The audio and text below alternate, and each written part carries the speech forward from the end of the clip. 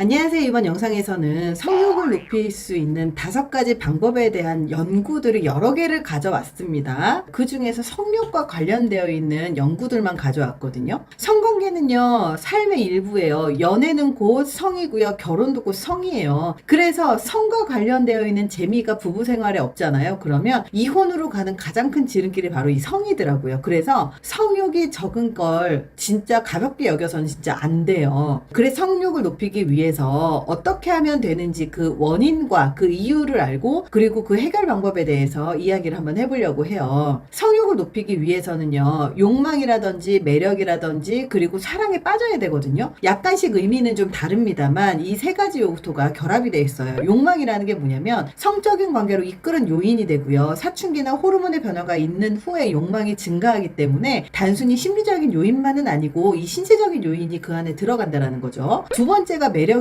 욕망이 있으면 어떤 순간에 누군가에게 끌릴 수 있거든요. 그게 내 안에 있을 수도 있고 아닐 수도 있거든요. 이거는 말로 설명할 수가 없어요. 내가 욕망이 막 끌어오르는데 내 와이프는 해주지 않아. 그러면 딴 데 가가지고 늘 돌리고 사랑에 빠질 수 있는 거죠. 그래서 다른 사람한테 매력을 느낄 수 있는 거죠. 세 번째가 사랑은 모든 것을 포함하는 말이에요. 사랑에 빠지잖아요. 그럼 상대방에게 욕망이 생기고 매력을 느끼기 마련이에요. 그래서 이렇게 내가 사랑에 빠지고 매력을 느끼고 그리고 욕망을 느끼는 건 너무너무나 자연스러운 현상인데 이런 과정에서 성이 나올 수밖에 없는 거예요. 이 사랑을 느낀다라고 하는 것 그 자체에. 성욕이라는 게 뭐냐? 성욕은 성생활의 그 엔진이라고 볼 수 있습니다. 단순히 표현하면요, 누군가하고 성적인 관계를 갖고 싶은 그런 욕망이라고 표현할 수 있습니다. 하지만 많은 사람들이 성욕과 각성을 동일시해버리는 거예요. 각성은 생리적인 반응, 즉 발기가 되거나 촉촉하게 되었을 때 느끼는 흥분을 말하는데, 성욕이라고 하는 건요, 이 성과 함께 기쁨을 느끼려고 하는 그런 힘이라고 볼 수 있어요. 그래서 생리적인 각성 현상하고 성욕구는 다른 거다라는 거를 구분하셨으면 좋겠습니다. 성적으로 흥분되지 않는 이유들을 가만히 보잖아요. 그러면 스트레스 혹은 관계에서 소통이 잘 안 되는 경우, 열정이 부족한 경우, 그리고 삶에서 부정적인 태도를 지닌 사람은요, 성생활도 별로 좋지 않아요. 그리고 혹은 두려움이 많은 경우, 그래서 임신에 대한 두려움, 부끄러움이 있으면요, 느끼지 못하는 거죠. 불안감이 있어도 걱정 때문에 느끼지 못하는 경우들도 많고요. 그리고 무지도 있어요. 우리 몸의 능력을 발견하는 게 되게 중요한데 그런 것들을 발견하지 못하는 경우도 있고, 약같이 항우울제나 혈압약 같은 부작용 때문에 성욕구가 감퇴하기도 합니다. 그래서 성욕구를 높이기 위해서는 해결책이 있는데요. 그 첫 번째가 뭐냐면 스킨십입니다. 그냥 시간을 보내다 보잖아요. 그럼 배우자와의 거리가 생길 수밖에 없고 연인과의 거리가 생길 수밖에 없어요. 둘 다 시간을 갖길 원하면서 아무 말도 하지 않고 그냥 거리를 두잖아요. 그러면 신체 접촉, 이 스킨십도 사라지는 거예요. 포옹이나 애무나 키스를 그냥 까먹어버리는 거죠. 근데 중요한 건 이런 스킨십이 없잖아요. 그럼 당연히 성으로 가지 않고요. 섹스를 하지 않고, 그리고 성욕구는 계속해서 감퇴되고, 나의 기본적인 성욕구가 감퇴되는 게 아니고요. 그 사람과 나와의 관계에서 그 사람과 하고 싶은 생각이 없어지는 걸 말을 해요. 그렇기 때문에 상대방하고 스킨십을 일부러 하는 거는 되게 중요한 영역이라는 거죠. 자, 두 번째입니다. 우리가 이 성적인 에로틱한 게임이나 장난을 두려워하지 말라는 거예요. 두 사람이 함께 밤을 보내는 게 그렇게 어려운 게 아니잖아요. 근데 서로 둘이서 야릇한 에로틱한 게임을 좋아하지 않는 그런 습관들이 사실은 성적인 욕구를 강퇴시키거든요. 그래서 자꾸 야한 장난, 야한 농담, 그리고 자꾸 만지고 스킨십을 하고, 그리고 무언가 좀 역할놀이를 한다거나 아니면 야한 무언가를 구입을 하고, 그리고 패티시가 뭔지 아니면 성적인 상상은 뭔지 이런 것들을 계속 물어보기도 하고 스스로에게 질문을 하고 상대방이 원하는 걸 해주기도 하고 내가 원하는 걸 요구하기도 하고, 이런 것들이 되게 중요합니다. 세 번째는요, 일상에서 벗어나는 거예요. 최근에 일상에서 벗어나서 했었던 게 뭐가 있을까 한번 생각을 해보세요. 우리는 항상 하던 대로 살더라고요. 너무 바쁘게 사는 거예요. 맨날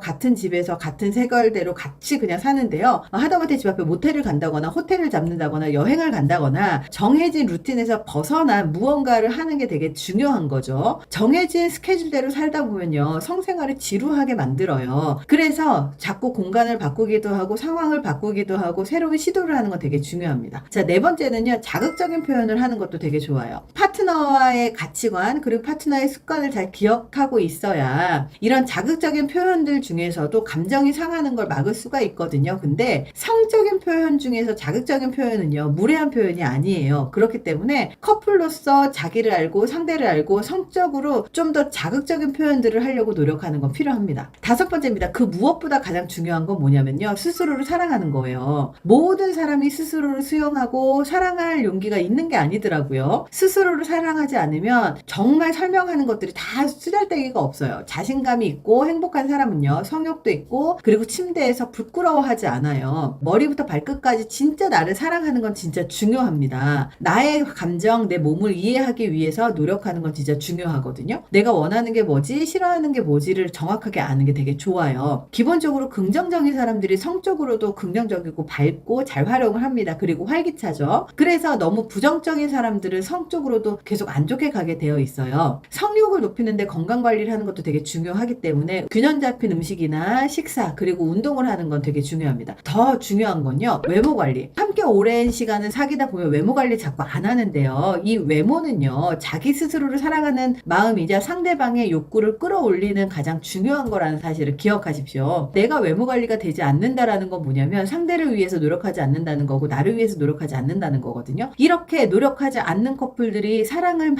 하고 사랑에 빠지고 그리고 열정을 다해서 성욕을 갖고 있고 이런 경우가 별로 없어요. 그렇기 때문에 오래된 부부가 됐던 아니면 오래된 연인이 됐던 이렇게 성욕을 높이는 데에는요, 노력이라는 게 필요해요. 그냥 가만히 있는다고 생기는 건 아니라는 걸 기억하셨으면 좋겠습니다. 이번 영상이 도움이 되셨길 바랍니다. 감사합니다.